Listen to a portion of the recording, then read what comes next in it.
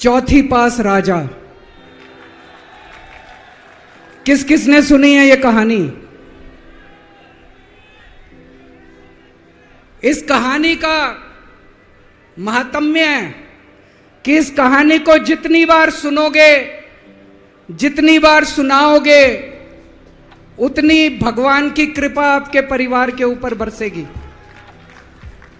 इस कहानी का जितना प्रचार प्रसार करोगे, उतना देश की तरक्की होगी, उतना समाज की तरक्की होगी। तो जिन लोगों ने कहानी सुनी है वो भी बड़े ध्यान से दोबारा सुनना, अच्छे से सुनना और इसका खूब प्रचार प्रसार करना। यह कहानी एक राजा की है, एक चौथी पास राजा की कहानी है, एक अहंकारी राजा की कहानी है, एक भ्रष्टाचारी राजा की कहानी है। आप लोगों ने राजा और रानी की कई कहानियां सुनी होंगी। इस कहानी में राजा तो है, रानी नहीं है।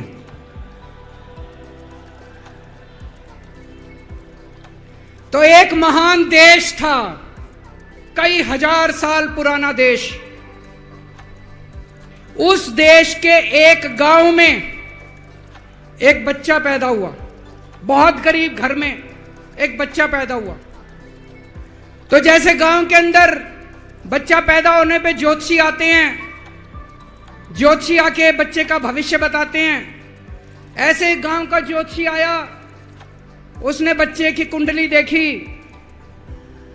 और बच्चे की मां को बोला कि माई, तेरा बेटा बड़ा होके बहुत बड़ा सम्राट बनेगा। माई को समझ नहीं आया, मैं इतनी गरीब, मेरा परिवार इतना गरीब, मेरा बेटा सम्राट कैसे बनेगा। खैर, बच्चा धीरे धीरे बड़ा होने लगा। गांव के सरकारी स्कूल में उसका एडमिशन करा दिया। उसका पढ़ने लिखने में मन नहीं लगता था। पढ़ते पढ़ते, क्लास करते करते चौथी में आके उसने नाम कटवा लिया। उसका पढ़ाई लिखाई में मन नहीं लगता था।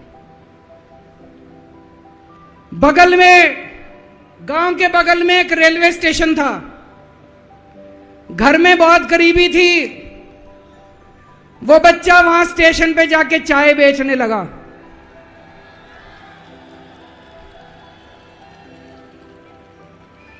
चाय बेच के अपना गुजारा करता था। वो भाषण बहुत अच्छा देता था, बचपन से ही बड़ा अच्छा भाषण देता था। गांव के लड़कों को इकट्ठा कर लेता और भाषण देना चालू करता। धीरे धीरे आसपास के गांव में फैल गया कि यह बच्चा भाषण बड़े अच्छे देता है। आसपास के लड़के भी इकट्ठे हो गए और जो मर्जी टॉपिक हो भाषण देना चालू कर देता था और रुकता ही नहीं था, घंटों घंटों तक भाषण देता रहता। बच्चा बड़ा हुआ। ज्योतिषी ने कहा था बड़ा होके बच्चा उस महान देश का सम्राट बन गया। लेकिन राजा तो अनपढ़ था, उसे तो कुछ आता नहीं था। अफसर आते, उस अनपढ़ राजा से जहां मर्जी साइन करा लेते, जहां मर्जी जो मर्जी साइन करा लेते। वो राजा अनपढ़ था, उसे लगता था मैं अगर अफसरों से पूछूंगा तो मेरी कमजोरी सबके सामने प्रकट हो जाएगी। अफसरों को लगेगा मेरे को कुछ आता नहीं है। अफसर जो मर्जी लेके आते थे वहां साइन कर देता था। धीरे धीरे पूरे देश के अंदर फैल गया कि राजा अनपढ़ है, राजा अनपढ़ है। राजा को बड़ा बुरा लगने लगा। तो राजा ने कहीं से एक फर्जी डिग्री का जुगाड़ कर लिया। एक फर्जी डिग्री का जुगाड़ कर लिया, एमए की डिग्री का। और राजा बोला मैं एमए हूं। पर सच्चाई तो पूरे देश को पता थी, राजा तो अनपढ़ था। धीरे धीरे राजा अहंकारी भी होता गया। अहंकारी राजा और ऊपर से अनपढ़। जो मर्जी उस राजा के पास जाता और राजा से कुछ भी पास करा के ले आता। एक बार कुछ लोग गए, राजा को बोले जी नोटबंदी कर दो, नोटबंदी करने से भ्रष्टाचार खत्म हो जाएगा, आतंकवाद खत्म हो जाएगा। राजा को कुछ समझ नहीं आया, राजा की खूब चमची मारी उन्होंने नोट। राजा ने एक दिन शाम को टीवी पे आके 8 बजे नोटबंदी कर दी। पूरे देश का बेड़ा गर्क हो गया दोस्तों। लंबी लंबी बैंकों के सामने लाइनें लग गई, कई लोग मर गए, दुकानें बंद हो गई, रोजगार बंद हो गए, बड़ी बड़ी इंडस्ट्री बंद हो गई, पूरे देश का बेड़ा गर्क हो गया। फिर एक दिन कोई आके बोला जी 2000 का नोट ले आओ। राजा 2000 का नोट ले आया। 4 साल बाद कुछ लोग आके बोले जी 2000 का नोट बंद कर दो। राजा ने 2000 का नोट बंद कर दिया। राजा को अक्ल तो थी नहीं, बेवकूफ था, अनपढ़ था।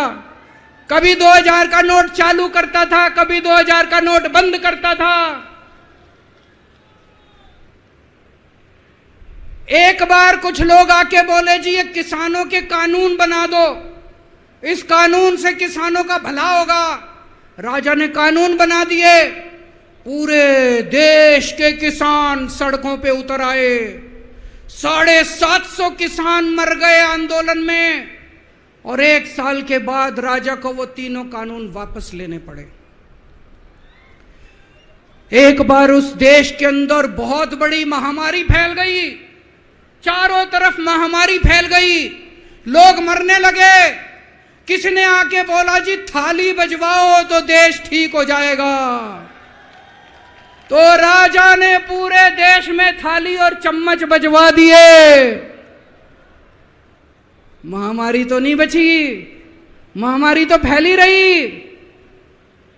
किसी ने आके कहा जी डॉक्टरों की जरूरत पड़ेगी, दवाइयों की जरूरत पड़ेगी, इंजेक्शन की जरूरत पड़ेगी, तब महामारी रुकेगी। राजा अपने दोस्तों का बड़ा ख्याल रखता था। उसके दोस्त थे। एक दोस्त ने 10,000 करोड़ रुपए चोरी कर लिए। राजा ने उसको देश से भगा दिया। दूसरे दोस्त ने 20,000 करोड़ चोरी कर लिए। राजा ने उसको भी देश से भगा दिया। पर एक दोस्त ऐसा था जिससे राजा की ज्यादा ही दोस्ती थी। कौन था? उसको उन्होंने सारे एयरपोर्ट बेच दिए, सारे जहाज बेच दिए, सारे सी पोर्ट बेच दिए। उन्होंने आसमान बेच दिया, जमीन बेच दी राजा ने, खदानें बेच दी। उस दोस्त पे राजा मेहरबान था। राजा का एक और दोस्त था। वो दोस्त इतना गंदा था कि उसने कुछ अंतर्राष्ट्रीय खिलाड़ी महिलाओं के साथ बदतमीजी करी। लेकिन राजा ने दोस्ती नहीं छोड़ी। मजाल जो उस दोस्त के ऊपर कोई आंच आ जाए, राजा उस दोस्त के साथ खड़ा रहा, लेकिन उसने खिलाड़ियों का सुना। राजा का एक और दोस्त था। उस दोस्त ने किसानों के ऊपर गाड़ी चढ़ा दी, रौंद दिया, कुचल दिया किसानों को। राजा ने अपनी दोस्ती नहीं छोड़ी। इस बात पे तो दाद देनी पड़ेगी कि राजा दोस्तबाज था, 1 नंबर का दोस्तबाज था।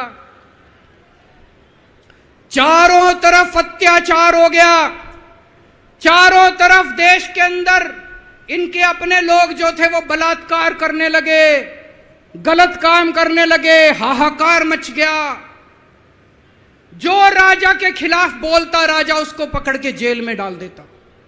एक दिन एक पत्रकार ने कार्टून बना दिया राजा के खिलाफ, उस पत्रकार को उठा के जेल में डाल दिया। एक दिन एक किसी पत्रकार ने उनके खिलाफ कुछ लिख दिया, उसको पकड़ के जेल में डाल दिया। जो राजा के खिलाफ बोले उसका बेड़ा गर्क। कोई जज अगर उस राजा के खिलाफ ऑर्डर करता था, राजा उसको बख्शता नहीं था। चारों तरफ अत्याचार, महंगाई, बेरोजगारी। ऊपर आसमान में देवता ये सब देख रहे थे कि पृथ्वी के ऊपर कितना घनघोर अत्याचार हो रहा है।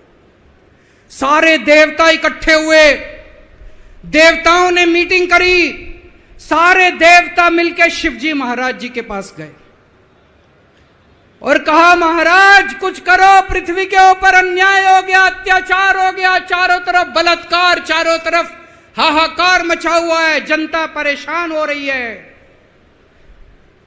पृथ्वी जी शिव जी महाराज जी ने अपनी तीसरी आंख खोली और दोस्तों यहां प्रचंड पृथ्वी के ऊपर अजीब अजीब घटनाएं घटने लगी।